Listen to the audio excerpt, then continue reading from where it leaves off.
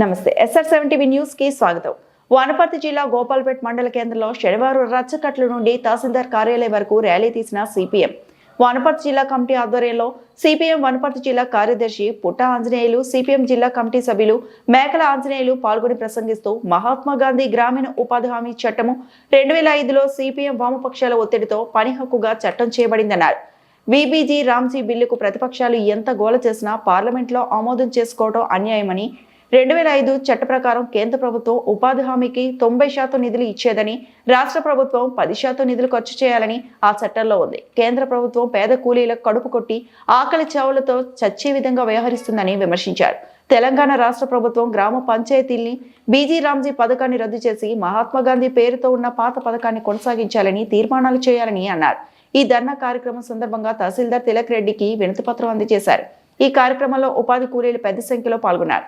గోపాల్పేట గ్రామ ఉపాధి కూలీ సంఘం నాయకులు బాలమశయ్య, శ్రీరాములు, రాజన్న, ఆంజనేయులు, చెన్నమ్మ, నిరంజనమ్మ, కమలమ్మ, శాంతమ్మ, లక్ష్మి తదితరులు పాల్గొన్నారు. SR7 న్యూస్ గోపాల్పేట రిపోర్టర్ ఎండి నజీర్. డిసెంబర్ 18 తారీఖు నాడు పార్లమెంట్ లో ఒక చట్టం తీసుకొచ్చిండ్రు. ఏంది అంటే గతంలో ఉండే పనిని రద్దు చేసి కొత్తగా విబిజి రామ్జీ బిల్లు ఆమోదం చేసిండ్రు. ఇప్పుడు దాన్ని అమలు చేస్తున్నారు. కాబట్టి దాన్ని రద్దు చేయాలని పాత చట్టాన్ని మహాత్మా గాంధీ జాతీయ గ్రామీణ ఉపాధి హామీ చట్టం ఏదైతే ఉందో పని హక్కుగా ఉంది అది ఉండాలని, అదేవిధంగా కేంద్ర గవర్నమెంట్ 90 రూపాయలు ఇస్తున్నాయి నూటికి, ఇప్పుడు 60 రూపాయలు ఇస్తుంటుంది. అట్లయితే పని నడవదు. కాబట్టి పని నడపాలని, మిషన్లకు ఇవ్వాలని కొత్త చట్టంలో తీసుకొచ్చారు. మిషన్లు ఉంటే పని ఎట్లా ఉంటుంది మందికి? కాబట్టి మిషన్లు కాదు మనుషులతోనే పని చేపియాలని చెప్పి ఈరోజు ఈ ధర్నా చేస్తున్నాం. తహసీల్దార్ గారికి వినతి పత్రం ఇవ్వడం జరుగుతుంది. తిలక్ రెడ్డి సార్కి పట్టుకో, ఇట్లా పట్టుకోండి. సోదరి మండలారా, సోదరులారా, నా పేరు పుట్ట ఆంజనేయులు, సిపిఎం పార్టీ వనపర్తి జిల్లా కార్యదర్శి.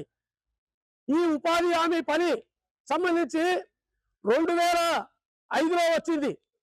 2004లో కాంగ్రెస్ కానీ దాని మిత్రపక్షాలకు కానీ, బీజేపీ కానీ దాని మిత్రపక్షాలకు కానీ సొంత బలం రానప్పుడు సిపిఎం పార్టీకి 44 మంది ఎంపీలు గెలిచిన, కమ్యూనిస్టులకు, సిపిఐ ఇతర పార్టీలకు 20 మంది ఎంపీలు గెలిస్తే 64 మంది మీరు 64 మంది మాకు మద్దతు ఇవ్వండి అని సోనియా గాంధీ అడిగింది. మాకు మద్దతు ఇవ్వండి, మీకు మంత్రి పదవులు ఇస్తామని చెప్పి అడిగింది. అన్నప్పుడు అమ్మ మాకు మంత్రి పదవులు వద్దు, ఉన్న ఊర్లో పని కల్పించాలి, పేదలకు వలసలు పోతున్నారు, బతుకు జనం కష్టంగా ఉంది, కాబట్టి ఉన్న ఊర్లో పని కల్పించే పని ఇవ్వాలి, గ్యారంటీ పని గ్యారంటీ చేయాలని చెప్పారంటే సరే అని చెప్పి అప్పుడు కాంగ్రెస్ గవర్నమెంట్ 2005లో జాతీయ గ్రామీణ ఉపాధి హామీ చట్టం సంబంధించి తీసుకొచ్చింది.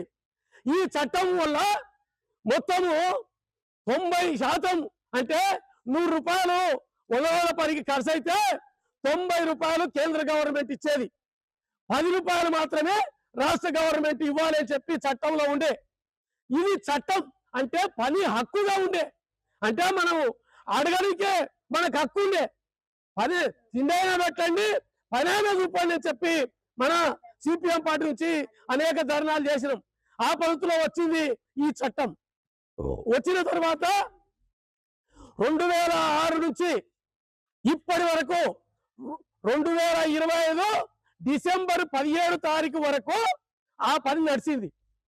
మనకు ఆ పని ఈ నరేంద్ర మోడీ బీజేపీ గవర్నమెంట్ వచ్చి ఆ పనిని రద్దు చేసింది. 2025 డిసెంబర్ 18 తారీఖు నాడు పార్లమెంటులో గుత్పొందే బర్రె అన్నట్లు వాళ్ళకు బలం ఉంది కాబట్టి వాళ్ళు రద్దు చేసారు. దాన్ని రద్దు చేసి ఈ 100 రోజుల పనిని సంబంధించి నేను 125 రోజులు ఇస్తా అని చెప్పాడు. వాస్తవంగా 100 రోజుల పని అన్నప్పుడు కూడా మనకు ఈ 20 ఏళ్ల కాలంలో మనకు పని ఎంత ఉండే అంటే 50 రోజులు, 70 రోజులు, 60 రోజులే ఉన్నాయి. కనీసం 8 మందికి 100కి 8 మందికి మాత్రమే 100 రోజులు పూర్తి అయింది. 100 రోజులు పూర్తి అయింది. గోపాల్పేటలో నువ్వు వేసుకుంటే 100కి 8 మందికి కాక ఎక్కువ మందికి రాలే 100 రోజుల పని. ఆ పద్ధతిలో ఉండే. ఇప్పుడు ఈయన ఏమంటాడంటే నేను 125 రోజులు ఇస్తా అంటున్నాడు. అసలు బొమ్మన లేక పొగబెట్టి 125 రోజులు ఇస్తా అని చెప్పి అనడము చాలా ఘోరమైన విషయం. ఎందుకు అంటే ఇంతకుముందు 190 రూపాయలు కేంద్ర గవర్నమెంట్ ఇచ్చినప్పుడే 50 రోజులు 60 రోజులు పని దొరికింది. ఇప్పుడు రాష్ట్ర గవర్నమెంట్ల మీద 140 రూపాయలు రాష్ట్ర గవర్నమెంట్లు పెట్టుకోవాలి. కేంద్ర గవర్నమెంట్ వీళ్ళు 40 రూపాయలు పెట్టి ఖర్చు పెడితే వీళ్ళు ఖర్చు పెట్టి పని చేపిస్తే ఈ 40 రూపాయలు 140 రూపాయలు ఖర్చు పెట్టి పని చేపించినాక అప్పుడు నేను ఇస్తా, మిగతా 60 రూపాయలు నేను అప్పుడు ఇస్తానంటున్నాడు.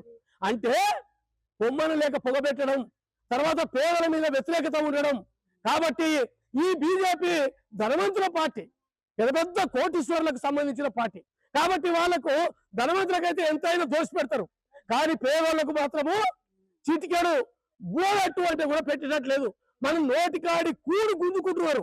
ఇంతకు ముందు మహాత్మా గాంధీ జాతీయ గ్రామీణ ఉపాధి హామీ చట్టం అని ఉండే. ఇప్పుడు మహాత్మా గాంధీ పేరు తీసేసిండ్రు. మహాత్మా గాంధీ పేరు తీసేసి మహాత్మా గాంధీని చంపినాడు.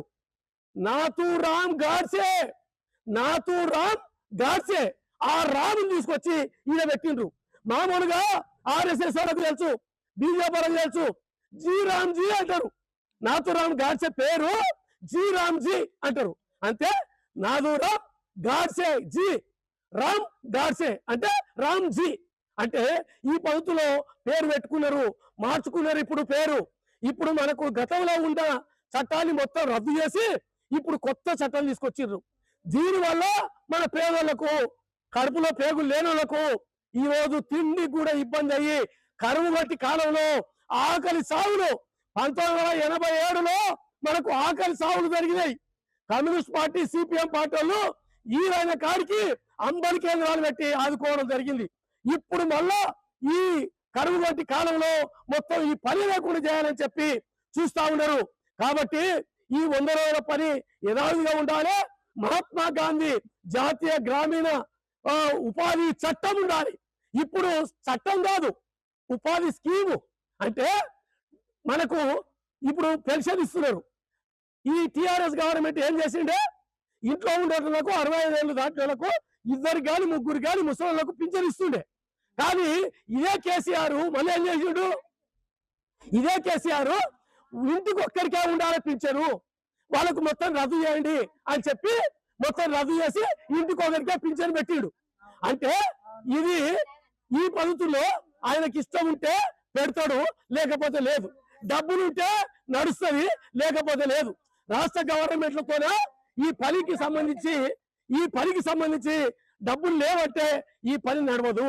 కాబట్టి ఈ పని నడవాలంటే ఇంతకు ముందు ఏదైతే మహాత్మా గాంధీ జాతీయ గ్రామీణ ఉపాధి హామీ చట్టం ఉందో ఆ చట్టమే ఉండాలి. ఈ పథకం వద్దు.